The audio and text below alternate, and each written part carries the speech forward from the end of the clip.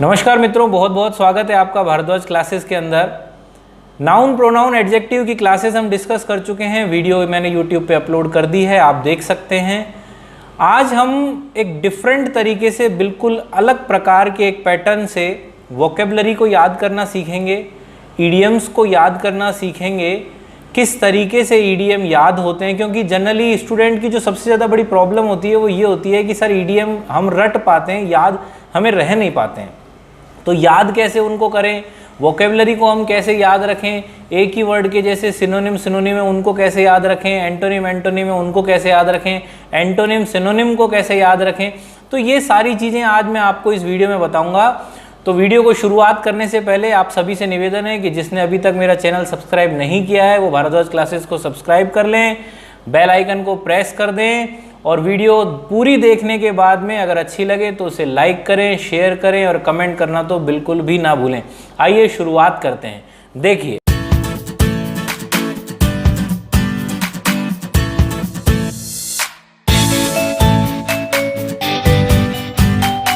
तो देखिए ये आपके सामने ईडीएम आया। एक स्लाइड के थ्रू मैं आपको समझाऊंगा। ईडीएम को हम डिस्कस कर रहे हैं। ईडीएम्स क्या होते हैं? अगर इंग्लिश में बात करूं तो ईडीएम के लिए कहा जाता है an idiom is a phrase और एक्सप्रेशन। देखिए इंग्लिश तो ठीक है, हम इंग्लिश पढ़ रहे हैं तो इंग्लिश में ही पढ़ना जरूरी है, लेकिन हम बेसिक्स से अगर क्लियर करते हैं तो मुझे मजबूरन आपको हिंदी में ही समझाना पड़ेगा। और आप भी शायद यही चाहेंगे कि इंग्लिश तो हम सीख तो जाएं लेकिन हम उसको आसान भाषा में समझ पाएं। तो आसान भाषा में अगर ईडीएम की मैं आपको समझाने चलूं कि ईडीएम क्या होते हैं, तो आपके सामने एक पिक्चर और आई है। उसमें उसने एक टिपिकल हिंदी के अंदर उसने कहा कि एक मुहावरा एक वाक्यांश या अभिव्यक्ति है जो आमतौर पर वाक्यांश से जुड़ा हुआ एक गैर शाब्दिक अर्थ प्रस्तुत करता है, लेकिन वाक्यांश के शाब्दिक अर्थ को बनाए रखते हुए उस वाक्यांश आलंकारिक मुहावरे जैसा बना देता है। देखिए ये एक टिपिकल हिंदी लैंग्वेज हो गई। मैं आसान भाषा में अगर आपको समझाऊं तो मैं ये कह सकता हूं कि रोजाना काम में आने वाले, जैसे अपन किसी पे कमेंट नहीं कसते हैं कि यार तूने आग में घी का काम कर दिया है ना, तूने तो काना फूंसी कर दी, कान में जहर डाल दिया। तो इस तरह मुहावरे के जरिए हम ताना मारते हैं। उन्हीं को हम इंग्लिश भाषा में क्या कहते हैं, इंग्लिश लैंग्वेज में क्या कहते हैं, ईडीएम्स कहते हैं। तो एक एक ईडीएम को डिस्कस करेंगे। जब भी हमारी ईडीएम वोकेबलरी की क्लास हुआ करेगी, हम ईडीएम के साथ में 5, 7, 8, 10 वर्ड जितने भी पॉसिबल हो पाएंगे अकॉर्डिंग टू स्लाइड टाइम हम देख लेंगे कि कितने चीज़ों को हम डिस्कस कर सकते हैं। तो आज हमने कुछ ईडीएम का पार्ट लिया है, कुछ हमने वोकेबलरी का पार्ट लिया है। तो आइए शुरुआत करते हैं। तो देखिए सबसे पहले आपके सामने आया एन एप्पल ऑफ डिस्कॉर्ड। अब आधे से ज्यादा बच्चे ये सोच रहे होंगे सर एप्पल यानी तो सेव होता है। हाँ ठीक है, सेव होता है, बिल्कुल होता है। ये एक गोल्डन एप्पल की कहानी है, लेकिन उस कहानी को सुनाने से पहले मैं आपको ये बता दूं कि एप्पल क्या है। ये यहाँ गोल्डन एप्पल है और इस गोल्डन एप्पल के पीछे डिस्कॉर्ड का मतलब झगड़ा हो गया है। एक बार देखते हैं कि इसका मतलब इंग्लिश में क्या है। देखिए इसका इंग्लिश में अगर मतलब जानने चले तो आया ये cause of quarrel. Cause of quarrel क्या होता है? हिंदी में अगर बात करें तो इसने कहा झगड़े की जड़। एक बार पिक्चर के थ्रू इसको समझ।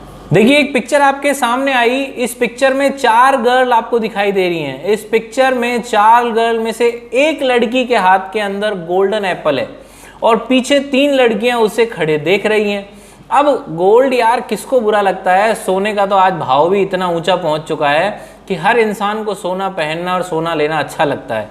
तो तीनों लड़कियां पीछे खड़ी हुई जो राजा की बेटी हैं वो ये सोच रही हैं कि यार किसी तरीके से एक गोल्डन एप्पल मेरे हाथ लग जाए। अब उसके लिए क्या करेंगे, क्योंकि सोना ऐसा चीज है कि अगर छीनने पे आएंगे तो सभी को छीनना पड़ेगा और जो भी छीनेगा तो जो ताकतवर होगा वही उसको छीन कर ले जा पाएगा। और उन दोनों के बीच में, तीनों के बीच में या 4 लोग जितने भी लोग होंगे उनके बीच में वो क्या बन जाएगी, सोने की चीज, एक लड़ाई का कारण। तो यहां भी क्या हुआ, एक गोल्डन एप्पल था। गोल्डन एप्पल को 3 रानियों ने देखा और 3 रानियों ने देख के अपने दिमाग में ये लेके आई कि काश ये मेरा हो जाए। अब ये काश मेरा होने के चक्कर में उनके बीच में आपके पास में क्या हो गई, लड़ाई हो गई। और जैसे ही लड़ाई हुई तो वो क्या बन गई, लेडी ऑफ वॉर। अब यार गोल्डन एप्पल के कारण जब लड़ाई हो गई तो लड़ाई होने से क्या बन गया वहां पे, वो गोल्डन एप्पल झगड़े का कारण। और झगड़े का कारण बना, इसीलिए हमने उसे क्या कहा, एन एपल ऑफ डिस्कॉर्ड, और एन एपल ऑफ डिस्कॉर्ड का मतलब होता है झगड़े की जड़। यानी वो जो सेव था, जो वो एप्पल था, वो किसका कारण बन गया, किसका कॉज बन गया, कॉज ऑफ क्वारल। तो आइए इसको एग्जाम्पल के थ्रू समझते हैं, सेंटेंस में समझते हैं। देखिए स्लाइड को। तो सेंटेंस आपके सामने आया, the best employ award has been an apple of discord. देखिए मैंने येलो कलर में अलग से एन एप्पल ऑफ डिस्कॉर्ड को डाला है, an apple of discord among the coworkers for quite some time. क्या कह रहा है ये, मतलब कि अगर बेस्ट एम्प्लॉय का अवार्ड दिया जाता है तो वो एक तरीके से एक झगड़े का कारण बन जाता है। जैसे क्या होता है कि मान लीजिए किसी को अवार्ड दिया जा रहा है कि यार ये इस मंथ के अंदर बेस्ट एम्प्लॉय रहा है, तो दूसरे लोग उससे क्या करेंगे, ईर्ष्या करेंगे, यार पता नहीं ये बॉस का चमचा है, ये बॉस के साथ ज्यादा घूमता है, तो इस कारण इसको उन्होंने क्या दे दिया, बेस्ट एम्प्लॉय अवार्ड। तो मैंने सेंटेंस को इसको यूज करके आपको दिखा दिया है। अगर नहीं समझ में आए तो आप कमेंट सेक्शन में बता सकते हैं। नेक्स्ट इडियम पे चलते हैं। देखिए तो नेक्स्ट आया अपने सामने बोन ऑफ कंटेंशन। ये भी अभी हमने पढ़ा एन एप्पल ऑफ डिस्कॉर्ड, जिसका मतलब हमने पढ़ा झगड़े की जड़। और सेकंड स्लाइड जो अब हमारे पास सामने आई, उस सेकंड स्लाइड में भी क्या आया, बोन ऑफ कंटेंशन। इसका मतलब भी क्या होता है, झगड़े की जड़। अगर हम इंग्लिश में बात करें तो इंग्लिश में भी इसको क्या बोलेंगे, कॉज ऑफ क्वारल, और हिंदी में कहेंगे तो हिंदी में क्या होगा, ये झगड़े की जड़। देखिए बोन को समझा हमने, सबसे पहले आपके सामने आया बोन। बोन क्या होती है, बोन यानी हड्डी, सब जानते हो आप लोग कि बोन का मतलब क्या होता है, हड्डी होता है। फिर आया कंटेंशन। कंटेंशन का क्या मतलब होता है, झगड़ा। जैसा कि नीचे पिक्चर में आपको दिखाई दे रहा है कि एक लड़का और एक लड़की आपस में क्या कर रहे हैं, लड़ रहे हैं। उनकी पिक्चराइजेशन से हमें ये चीज समझ में आ रही है कि दोनों लड़ रहे हैं। अब यार हड्डी का और लड़ने का क्या लेना देना है, ये समझ में नहीं आया सर। देखिए मैं आपको एक चीज समझाऊं, एक और इमेज मैंने आपके सामने डाली। इसके अंदर एक साइड में एक जेंट्स खड़ा है, दूसरी साइड में एक लेडीज खड़ी है। दोनों के दिमाग में क्या चल रहा है, बीच में मैंने एक जो पिक्चर डाली है वो बोन के नीचे दो टायर, चार टायर लगा के मैंने एक गाड़ी बनाई है।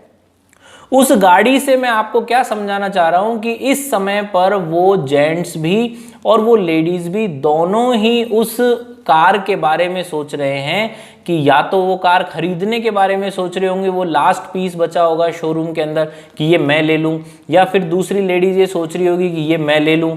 फिर अगर वो खरीदने के बारे में नहीं सोच रहे हैं, वो हस्बैंड वाइफ हैं, तो दोनों को ही अगर कार चलाना आता है तो जेंट्स भी सोच रहा होगा यार आज तो गाड़ी मैं चलाऊंगा, और उसकी वाइफ भी यही सोच रही होगी आज तो गाड़ी मैं चलाऊंगी।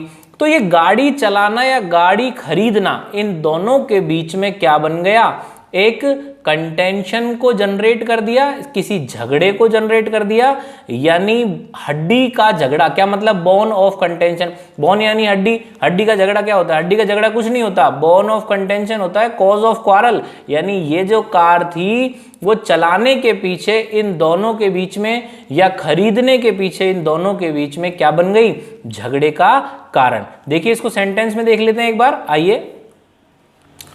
तो एग्जाम्पल हमारे सामने आया, after my grandfather died his will, will मतलब वसीयत, his will was a bone of contention in the family. यानी मेरे जो ग्रैंडफादर है, मेरे जो दादाजी हैं, उनके देहांत के बाद जो उनकी विल थी, जो उनकी वसीयत थी, वो मेरे परिवार में क्या बन गई, एक झगड़े का कारण। उम्मीद करता हूं समझ में आ रहा होगा। नेक्स्ट पे चलते हैं। देखिए नेक्स्ट आया an apple of one's eyes. An apple of one's eyes का मतलब क्या होता है, an apple of one's eyes को अगर अपन देखें इंग्लिश में बात करें तो इसका मतलब होता है वेरी डियर। अब वेरी डियर का क्या मतलब, भाई वेरी डियर का अगर अपन बुक के हिसाब से बात करेंगे तो इसका मतलब होता है आंख का तारा। अब आंख का तारा कैसे होते हैं, अभी लॉकडाउन के दरमियान निर्मला सीतारमण जी ने सभी के लिए रामायण शुरू करी थी।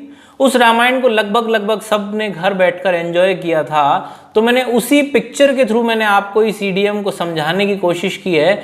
देखिए आपके सामने जो ये पिक्चर आई है, आप सब इन्हें पहचान गए होंगे, कौन है, मर्यादा पुरुषोत्तम राम। ये राम है, अरुण गोविल जी हैं जिन्होंने राम की भूमिका निभाई थी। अब बात करता हूं कि यहाँ इस ईडीएम का इससे क्या लेना देना है। देखिए ये इनके पिता हैं दशरथ जी। अब दशरथ जी और राम जी की कहानी सुना के मैं आपको एक चीज समझाना चाह रहा हूं। आप भी जानते हैं, पूरी दुनिया जानती है कि दशरथ के राम कितने चहेते थे, और चहेते होने के बावजूद सिर्फ एक राजपाट के कारण माता कैकेयी ने उनके लिए राज त्यागना और भरत के लिए राज मांगने की मांग जब करी थी, तो वो उस चीज को सहन नहीं कर पाए थे और मजबूरन उन्हें राम को कहाँ भेजना पड़ा था, वनवास भेजना पड़ा था। इस चीज को जब वो सहन नहीं कर पाए तो उन्हें इस दुनिया से जाना पड़ा। इस दुख को, इस गम को वो सहन नहीं कर पाए, उन्होंने अपना शरीर त्याग दिया। क्यों त्याग दिया? क्योंकि राम उनकी आंखों के क्या थे?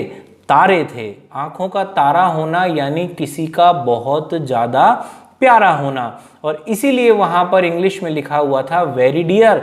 वेरी डियर का मतलब बहुत प्यारा, आंख का तारा। आइए इसको एक बार सेंटेंस में समझते हैं कि सेंटेंस कैसे आता है। देखिए मैंने एग्जाम्पल के थ्रू आपको समझाया। मैंने एक नीचे सेंटेंस डाला, Ram was apple of Dasharath's eyes.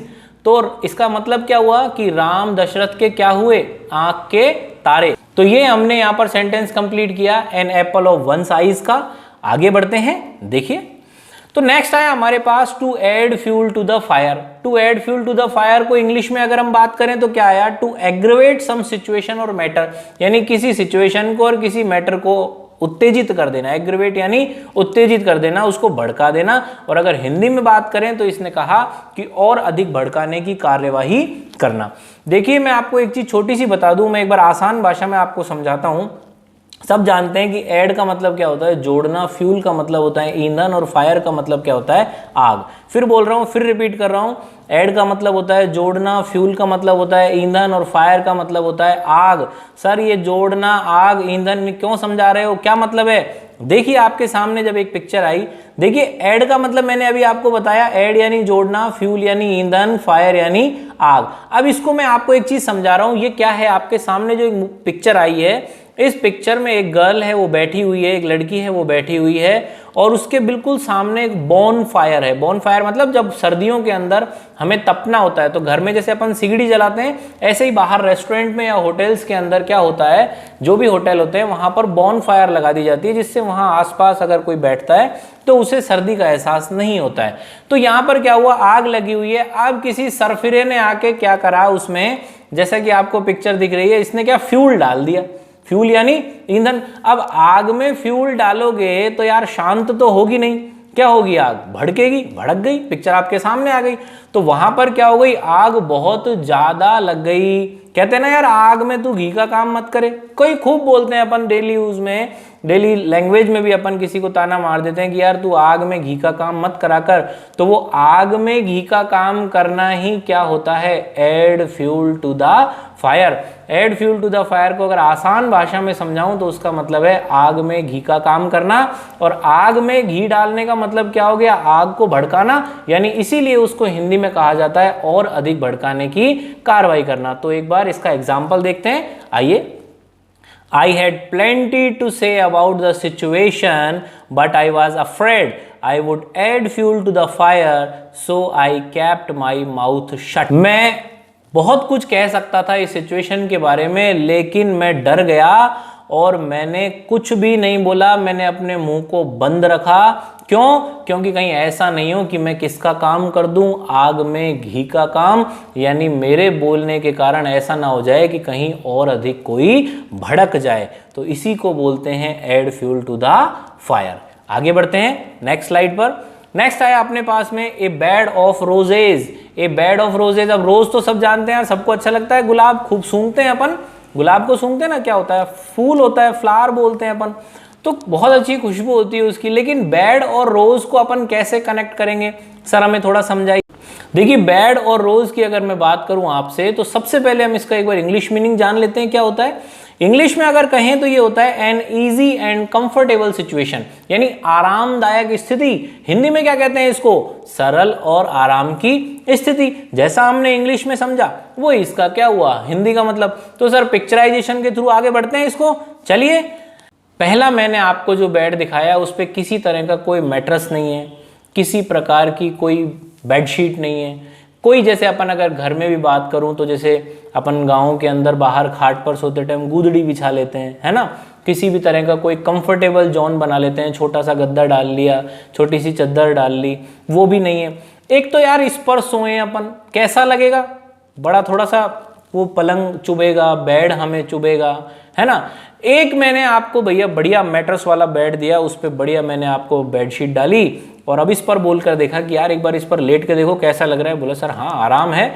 लेकिन वहीं अब आपके सामने जो पिक्चर मैंने दी ये किसकी है? रोज। रोज क्या होते हैं? गुलाब। गुलाब कैसे होते हैं? बहुत सॉफ्ट होते हैं, बहुत मुलायम होते हैं। अब मैंने क्या किया कि इन गुलाब से क्या बना दिया? एक बेड बना दिया।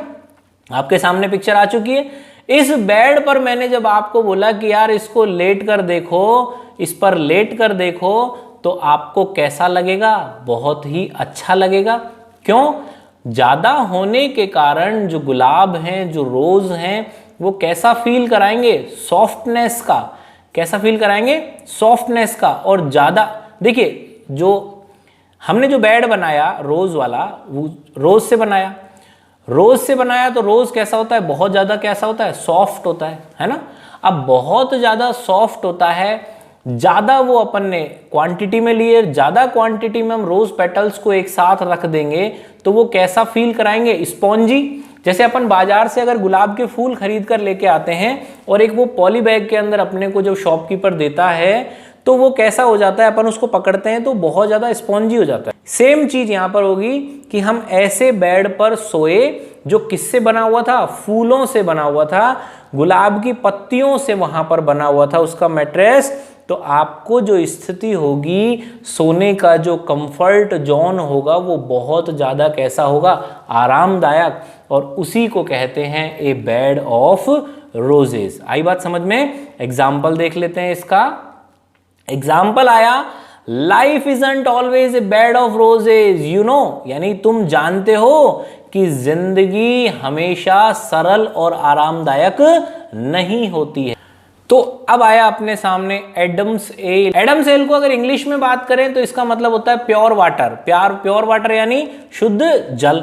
अब एक कहानी पे हम चलते हैं कि जब इस दुनिया के अंदर मनुष्य को बनाया गया था तो क्रिश्चियंस का ये मानना था, दो चीज सामने आई थी, एडम और ईव।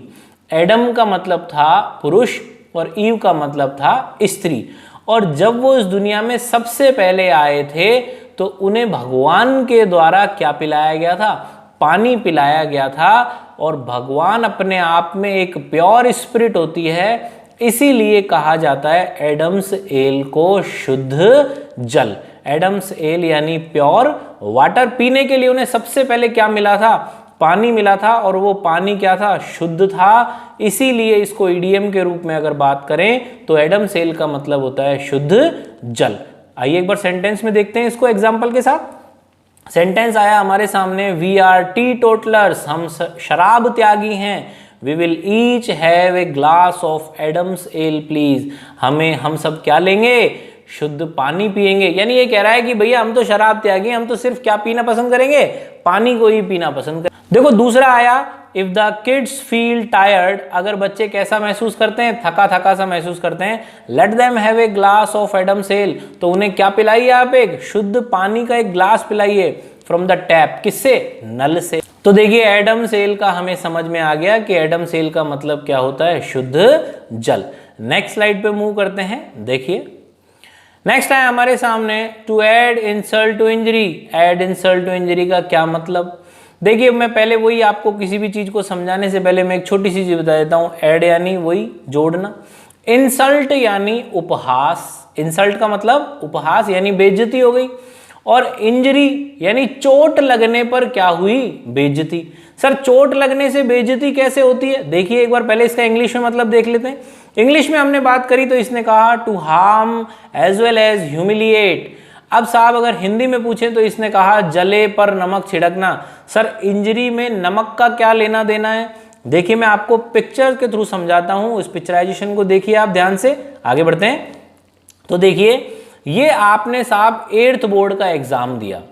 8th बोर्ड का एग्जाम देने के बाद आप बाहर निकले, आपको पता था आपका पेपर बहुत अच्छा हुआ है और आप अपने सीधा किसके पास गए? फादर के पास। और फादर के पास जाके आपने क्या कहा कि पापा आपने मुझसे एक वादा किया था कि अगर 8th में अगर तू अच्छे पेपर करके आएगा तो मैं तुझे क्या दिलाऊंगा? साइकिल। क्या आपको वो ध्यान है? बोलो पिताजी ने बोला कि हाँ बेटा मुझे बिल्कुल ध्यान है। पिताजी ने आपको साइकिल दिला दी। अब क्या है, जो भी चीज़ हमें नई नई मिलती है तो हम थोड़ी स्टाइल तो मारते ही हैं। अब आप स्टाइल मारने साहब ट्रैकिंग पे चले गए साइकिल के थ्रू, और आप क्या है पहाड़ से उतर रहे थे, कहीं से स्लोप से आप उतार रहे थे, और उतारते उतारते जैसे ही आप रोड पे आए तो एक गाड़ी ने आके आपको क्या कर दिया, टक्कर मार दिया। अब टक्कर मार दिया तो आप क्या हो गए, गिर गए, इंजर्ड हो गए। इंजरी आया था, इंजरी यानी चोट, तो यहां पर आप क्या हो गए हो, इंजर्ड हो गए हो। अब सामने से आपके फादर आपको देखकर भागते हुए आ रहे हैं, तो आपके मन में क्या होगा कि यार पापा ने देख लिया, देखो आके मुझे उठा रहे हैं, कितना मेरे पिता मेरे से कितना प्यार करते हैं। और साहब पिता आए, पिता ने पहले साइकिल को उठाया आपके फादर ने, और साइकिल को उठाने के बाद में आपकी झम बांधी, आपको मार मार के आधा कर दिया कि साइकिल तुझे इसलिए दिलाई थी कि तू स्टाइल मारे। और यार जब इतनी पिटाई हो गई, क्योंकि पहले से ही हम क्या हुए थे, पहले से ही हमें क्या लग गई थी, चोट लग गई थी, और चोट लगने के बावजूद भी हमारे फादर ने हमारी पिटाई कर दी, तो हमारे दिमाग में क्या चीज आएगी, जल्दी से बोलो, ये आएगा यार पहले ही साइकिल से गिर गया और उठाने की बजाय मेरी क्या कर दी, पिटाई कर दी। तो साहब इसका मतलब क्या हुआ, देखिए आप ऑलरेडी आपके लगी हुई थी, आपके लगी हुई थी, मरहम लगाने की बजाय उन्होंने और मारा, यानी आपके क्या लगी, और लगी। तो जब कोई चीज जल जाती है और उस पर अगर हम मलहम लगाने की बजाय नमक लगा दें तो वो जलन कम होगी या बढ़ेगी, बढ़ जाएगी। तो यहां पर भी आपके फादर की पिटाई ने आपके चोट पर किसका काम किया, आपकी जगह जो जली हुई थी उस पर नमक छिड़कने का काम किया। यानी जले पर नमक छिड़कने को ही हम क्या बोलते हैं, एड इंसल्ट टू इंजरी।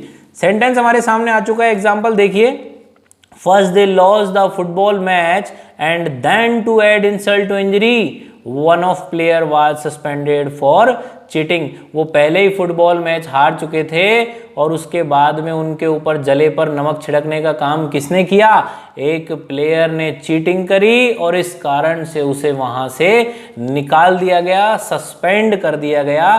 तो उसकी चीटिंग ने ऑलरेडी जो वो मैच को हार चुके थे उस पर किसका काम किया, जले पर नमक छिड़कने का काम किया। तो ये होता है एड इंसल्ट टू इंजरी, यानी जले पर नमक छिड़कना। आगे बढ़ते हैं, देखिए तो नेक्स्ट आया हमारे पास में against the rainy day. Against the rainy day, against यानी के विरुद्ध, रेनी यानी बरसात के दिन, अगेंस्ट यानी के विरुद्ध, रेनी यानी बरसात के दिन। अब बरसात के दिनों के विरुद्ध का क्या मतलब है, देखिए एक बार इंग्लिश में समझ लेते हैं इसको। इसने कहा प्रिकॉशन फॉर इमरजेंसी, जब कठिन परिस्थितियां आती हैं उसके लिए प्रिकॉशन करना, सावधानी बरतने को क्या कहते हैं, against the rainy day. Hindi में बात करूं तो इसने कहा कठिन परिस्थितियों के लिए प्रबंध करना। देखिए एक पिक्चर के साथ में मैं आपको समझा रहा हूं, बहुत ही आसान हो जाएगा, पिक्चर के साथ समझना बहुत मजा आएगा। ये आपके सामने एक GIF फाइल आई, मैंने इसको उठा के डाला, गूगल से मैंने लिया इसको। इसका पिक्चर को देख के आपको क्या समझ आ रहा है कि यहाँ पर क्या हो रही है, बारिश। यहाँ पर एक चीज और आपको सिखाऊं, अगर बारिश हो रही है तो आपको इंग्लिश में क्या बोल सकते हैं उसे, इट्स रेनिंग, इट्स रेनिंग। अब दूसरी पिक्चर आपके सामने आई, ये कौन है, स्टूडेंट है, बच्चे हैं। कौन बच्चे हैं ये स्कूल जाने वाले बच्चे हैं। बारिश हो रही है, गीले हो गए हैं लेकिन दौड़ रहे हैं, स्कूल जाने की जल्दी है, स्कूल पहुंचना है।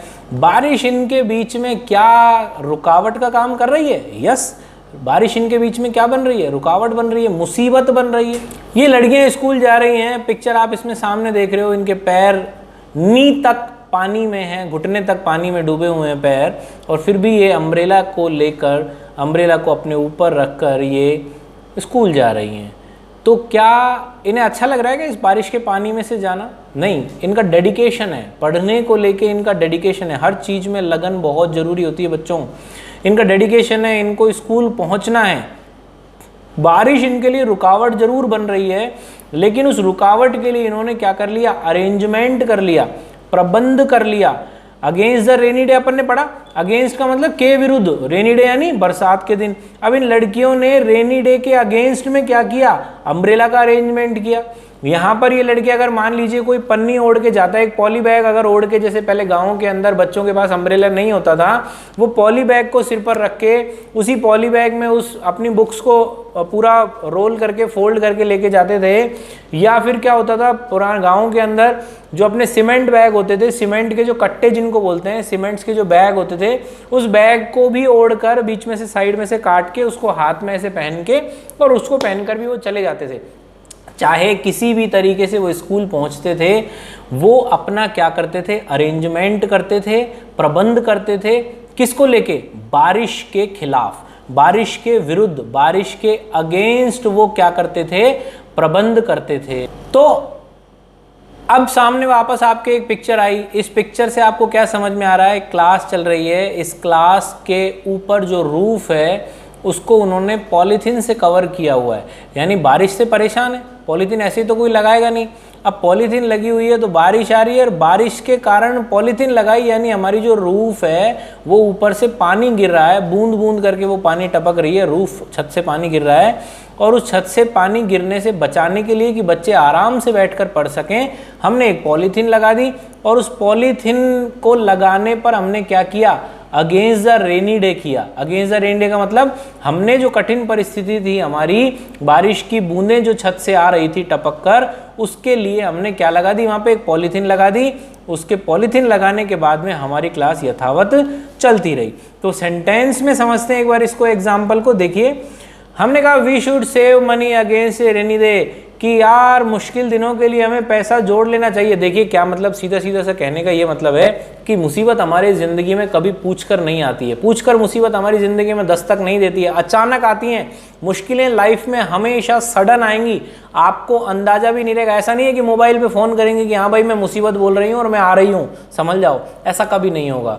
वो अचानक आएंगी। तो उन मुसीबतों को सोचकर, उस एमरजेंसी सिचुएशन के लिए हमें पहले से ही प्रिकॉट होकर चलना चाहिए, हमें पहले से ही प्रबंध करके चलना चाहिए। उसी के लिए कहा जाता है अगेंस्ट द रेनी डे। तो नेक्स्ट आगे बढ़ते हैं। यहां तक उम्मीद करता हूं कि आपको सारी चीजें समझ में आई होंगी। सेंटेंस आया सेकंड वाला, each month I set aside a little money against A rainy day. देखिए मैंने एडजेक्टिव जहां पढ़ाया था वहां पर आपको little, a little, the little समझाया था। आज यहां सेंटेंस में यूज हो रहा है। देखिए लिटिल का मैंने बताया था कुछ नहीं या न के बराबर, ए लिटिल का बताया था थोड़ा सा उसमें से कुछ, और द लिटिल का बताया था जो कुछ भी है वो सारे का सारा। तो यहां पर हमने यूज किया। अब सर मनी कौन सा नाउन है? मनी अनकाउंटेबल नाउन है। अनकाउंटेबल नाउन कैसे है? अगर मैं बोलूं कि आप लखपति हो, यानी कम से कम आपके पास कितना है, 1 लाख रुपए। आप करोड़पति बोलूं तो आपके पास कम से कम कितना है, 1 करोड़ रुपए। आपको अरबपति बोलूं तो कम से कम आपके पास कितना है, 1 अरब रुपए। लेकिन अगर मैंने आपके पास बोल दिया कि आप धनवान हो, तो कोई भी काउंट नहीं कर सकता कि आप लखपति हो या करोड़पति हो या अरबपति हो। तो इसलिए मनी किस में कंसिडर करेंगे हम? अनकाउंटेबल नाउन में। तो सेंटेंस आया, each month I set aside a little money against A rainy day, कि हर महीने में थोड़ा थोड़ा, ए लिटिल का मतलब थोड़ा सा, उसमें से कुछ, यानी जितना भी मैं कमाता हूं उसमें थोड़ा सा मैं मुश्किल दिनों के लिए, इमरजेंसी सिचुएशन के लिए पहले से ही क्या कर रहा हूं, जोड़ रहा हूं, स्टोर कर रहा हूं, सेव कर रहा हूं, बचा रहा हूं। तो यहां हमने आज ईडीएम को डिस्कस किया।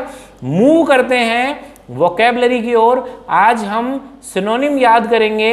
देखिए वोकैबुलरी की दुनिया में आपका बहुत बहुत स्वागत है। मैंने अपनी तरफ से बेस्ट आप लोगों के लिए बनाने की कोशिश करी है। तो देखिए आगे बढ़ते हैं, ये बातें ऐसे ही चलती रहेंगी। आज ये गुस्सा क्या आ गया? नहीं, मुझे आप पर गुस्सा नहीं करना है, ना ही आपको मुझ पर गुस्सा करना है। आज हम गुस्सा यानी गुस्सा क्या होता है, किसी न किसी वर्ड का अर्थ है। गुस्सा के लिए जो जो वोकैबुलरी काम में आती है उनको सीखेंगे। कौन कौन सी है? देखिए सामने एक बार स्लाइड में। रिसेंटमेंट यानी गुस्सा, एंगर यानी गुस्सा, फ्यूरी यानी गुस्सा, इंडिग्नेशन यानी गुस्सा, इर यानी गुस्सा, और रेज यानी गुस्सा, और रेथ यानी भी गुस्सा। तो 7 वर्ड हम आज सीखेंगे जिनका मतलब क्या होता है, गुस्सा। तो सबसे पहले बढ़ते हैं किसकी ओर? रिसेंटमेंट की ओर। देखिए रिसेंटमेंट की हमने बात करी, मतलब हमें अभी हमें पता है, हम बात कर चुके हैं कि रिसेंटमेंट का मतलब क्या होता है, गुस्सा। देखिए वोकैबुलरी को याद करने के लिए कोई ना कोई लिंक वर्ड होना बहुत जरूरी है। अब रिसेंटमेंट को कैसे याद करें?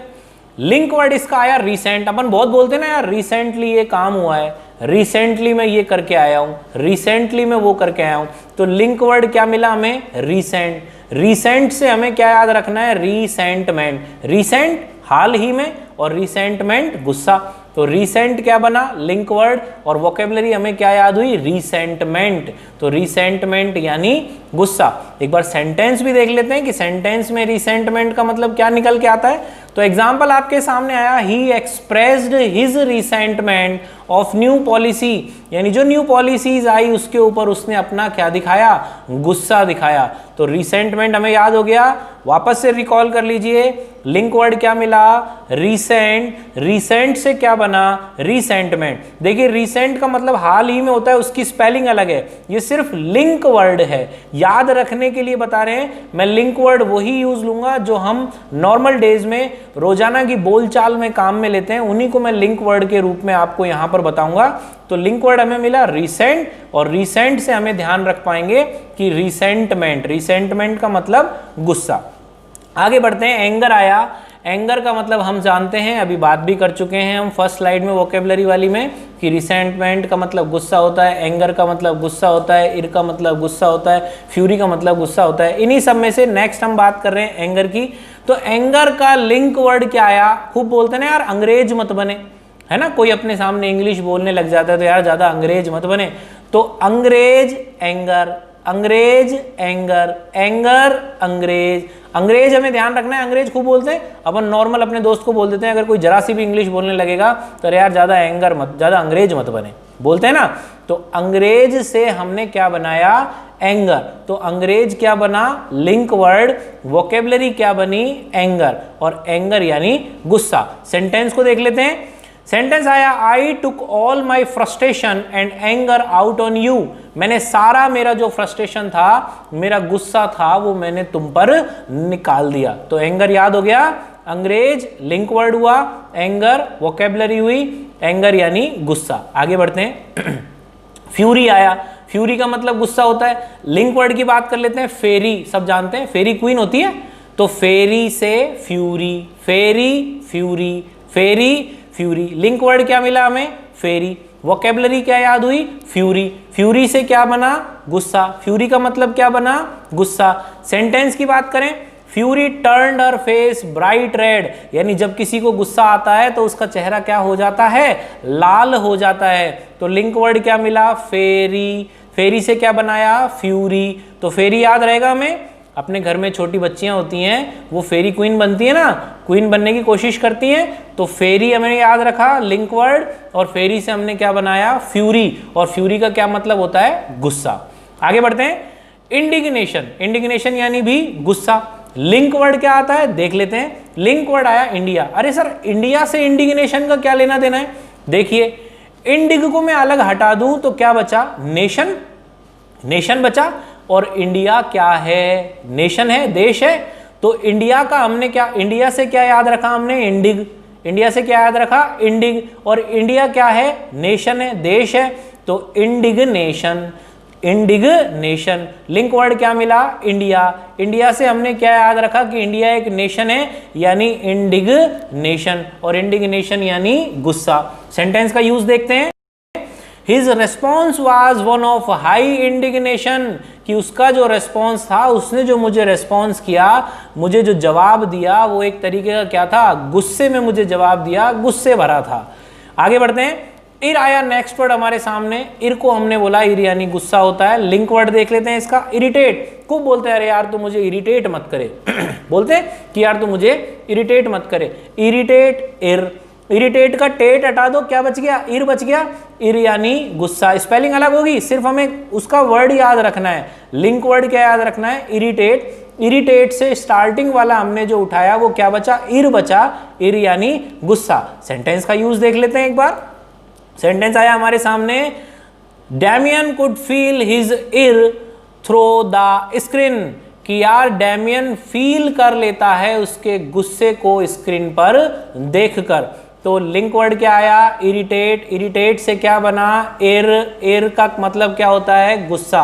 इरिटेट, इर। इरिटेट, इर। इरिटेट। तो इरिटेट से हमने क्या बना दिया, और इर का मतलब क्या होता है, गुस्सा। नेक्स्ट आया रेज। रेज यानी भी गुस्सा होता है, रेज यानी क्या होता है, गुस्सा। और इसका लिंक वर्ड हम देखने चले तो हमें क्या मिला, राज। आपके बहुत सारे दोस्तों का नाम होगा राज। राज बोलते ना, अरे यार राज भाई कैसे हो, तो राज से हमने किसको याद रखा, रेज को। राज रेज, राज रेज। और रेज का मतलब क्या होता है, गुस्सा। लिंक वर्ड क्या मिला, राज मिला। सेंटेंस का यूज समझ लेते हैं। सेंटेंस आया, he flew into an abusive rage when he saw it. उसे वो बहुत ज्यादा गुस्से में आ गया, बहुत ज्यादा गुस्से में उड़ने लगा जब उसने उसे देखा। तो हमने राज को क्या बनाया, लिंक वर्ड। राज से हमने किसको याद किया, रेज को। रेज यानी गुस्सा। और अंतिम आज का वर्ड हम देखते हैं, रैथ आया हमारे सामने। रैथ का मतलब भी क्या होता है, गुस्सा। लिंक वर्ड की अगर बात करी तो लिंक वर्ड आया हमारे सामने हिंदी में रथ। रथ सब जानते हैं, रथ से हमने क्या याद रखा, रैथ। रथ हिंदी में, इंग्लिश में इसको याद किया तो क्या बना, रैथ। रथ रैथ, रथ रैथ। रैथ यानी गुस्सा। रथ हिंदी में हमको लिंक वर्ड मिला, और लिंक वर्ड रथ मिला, तो रथ से हमने किसको याद रखा, रैथ को। और रैथ यानी क्या होता है, गुस्सा। सेंटेंस देख लेते हैं, आइए। The whole weight of Ram's wrath fell on his son. यानी राम ने अपने गुस्से का सारा भार किस पे डाल दिया, अपने बेटे पे। यानी उसके बेटे को सामना करना पड़ा राम के गुस्से का।